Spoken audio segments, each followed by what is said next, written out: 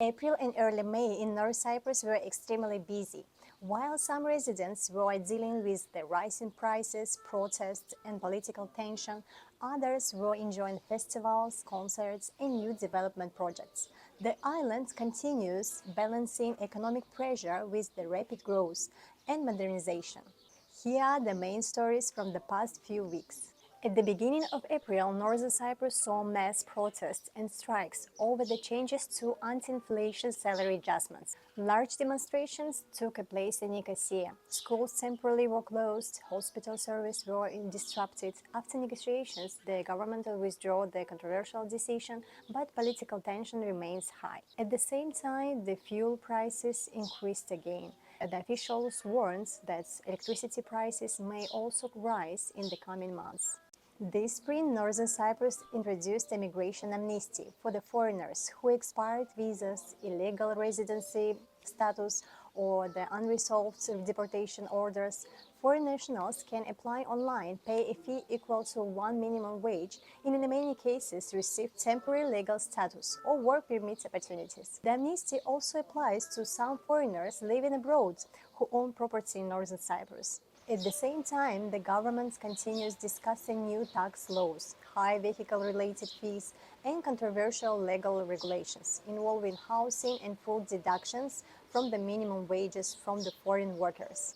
Another major development was the signing of a new economic cooperation between the North Cyprus and the Turkey. The program is worth around 24-25 billion Turkish lira and is expected to support infrastructure, tourism, industry, and the local businesses. One of the most positive stories of the month came from the healthcare sector. Doctors in Northern Cyprus successfully operated and performed several organ transplants from the deceased donors, including heart, liver, and kidney operations. In May, surgeons at Burhan Albatolu State Hospital also carried out a rare second heart transplant on a patient 7 years after his first surgery. At the same time, investment in healthcare infrastructure continues across the islands. New hospitals and medical centers are being built or expanded in Kyrene, Güzelyurt, Karpas, and Nicosia. In Lefkoşa, construction continues on the large sports and the Brotherhoods Park in the Kaymaklı area. The project will include football fields, basketball courts, tennis courts, cycling paths, fitness areas, and playgrounds designed mainly for young people. Kyrenia has also started installing the island's first digital bus stops, which currently display city information, weather updates, but may integrate lately with the public transport systems. Meanwhile, Ercan Airport is preparing a new traffic system ahead of the busy summer season to reduce congestion around the arrivals area. One unusual environmental story involves efforts to save babutsa.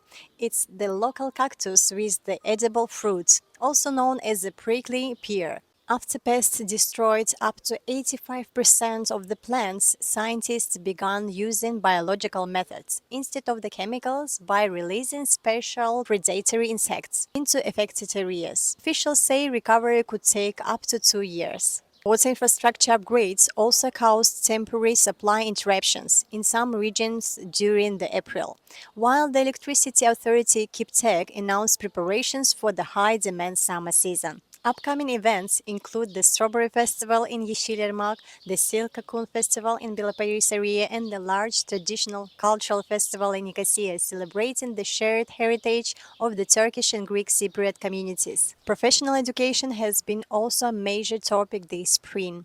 At Eastern Mediterranean University, around 500 students took part in a vocational skills competition covering construction, IT, tourism, electronics, and other fields. Officials say that the government plans to invest and continue investing to the vocational schools and practical education programs. Another notable development was the launch of the Cyprary, the island's first digital archive library platform, featuring historical, cultural, academic, video, and audio materials related to North Cyprus in 7 languages. Diplomatic talks on the Cyprus issue also continued throughout April.